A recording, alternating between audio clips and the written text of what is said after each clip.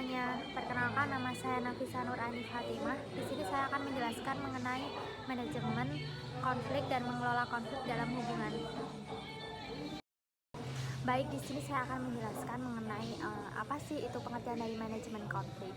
Jadi manajemen konflik ini merupakan serangkaian aksi dan reaksi antara pelaku maupun pihak luar dalam suatu konflik. Manajemen konflik ini termasuk pada suatu pendekatan yang berorientasi pada proses yang mengarahkan pada bentuk berkomunikasi, termasuk tingkah laku dari pelaku maupun pihak luar, dan bagaimana mereka mempengaruhi kepentingan, interes, dan interpretasi. Nah, menurut M. Afzalur Rahim 1986, manajemen konflik adalah proses yang digunakan untuk mengatasi konflik yang terjadi antara dua atau lebih pihak. Nah, jadi situasi konflik dapat diketahui berdasarkan munculnya anggapan tentang ketidakcocokan, tujuan, dan upaya untuk mengontrol pilihan satu sama lain yang membangkitkan perasaan dan perilaku untuk saling menentang. Nah, baik, selanjutnya ini mengenai jenis-jenis konflik. Nah, apa saja sih jenis-jenisnya itu? Nah, ini ada beberapa mengenai jenis-jenisnya. Yang pertama ini konflik intrapersonal. Nah, konflik ini terjadi di dalam diri individu, contohnya kebingungan tentang pilihan yang harus diambil. Yang kedua, konflik interpersonal. Konflik ini terjadi antara dua individu, contohnya ini perselisihan antara dua rekan kerja. Nah, lanjutan dari jenis-jenis tadi, yang ketiga ini mengenai konflik antar kelompok. Ini terjadi antara dua kelompok orang, contohnya perselisihan antara dua tim olahraga. Dan yang keempat ini konflik antar organisasi.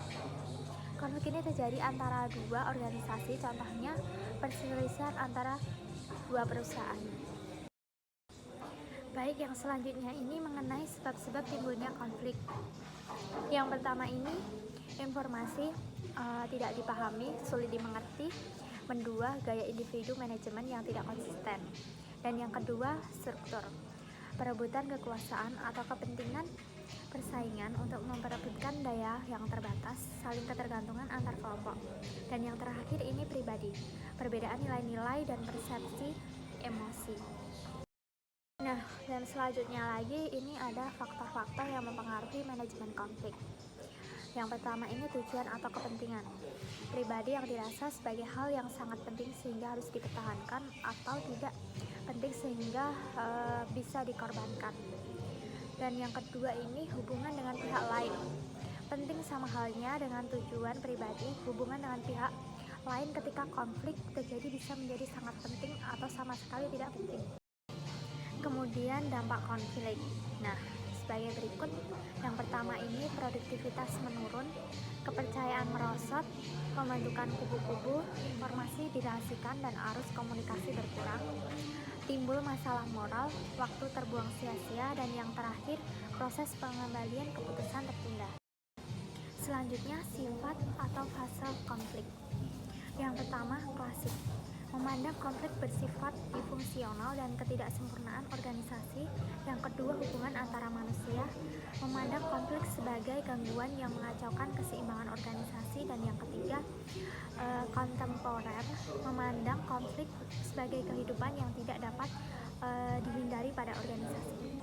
Baik, yang kemudian metode pengurangan konflik. Metode ini mengelola tingkat konflik melalui pendinginan suasana, tetapi tidak menangani masalah-masalah yang semula menimbulkan konflik. Metode yang digunakan mengganti tujuan yang lebih bisa diterima kedua kelompok, mempersatukan kedua kelompok yang bertentangan untuk menghadapi ancaman atau musuh yang sama. Nah, baik, mengenai penjelasan yang terakhir ini, pengelolaan konflik. Yang pertama ini avoiding, gaya seseorang atau organisasi yang cenderung untuk menghindari terjadinya konflik, hal-hal yang sensitif dan potensial melakukan konflik sedapat mungkin dihindari sehingga tidak menimbulkan konflik terbuka. Dan yang kedua accommodating, gaya ini mengumpulkan dan mengakomodasikan pendapat-pendapat dan kepentingan pihak-pihak yang terlibat konflik. Selanjutnya, dicari jalan keluarnya dengan tetap mengutamakan kepentingan pihak dan lain atas dasar masukan-masukan yang diperoleh.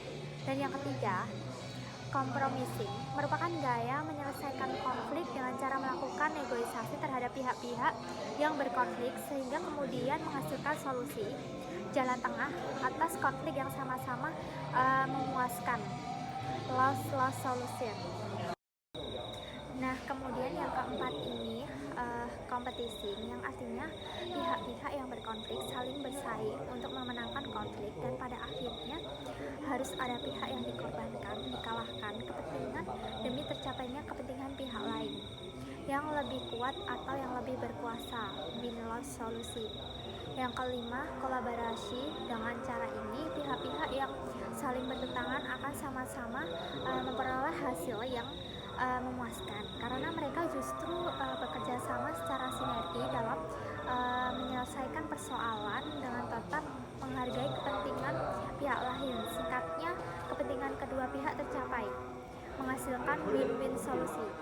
Dan yang keenam, terakhir, conglomeration mixture type. Cara ini menggunakan kelima style bersama-sama dengan menyelesaikan konflik.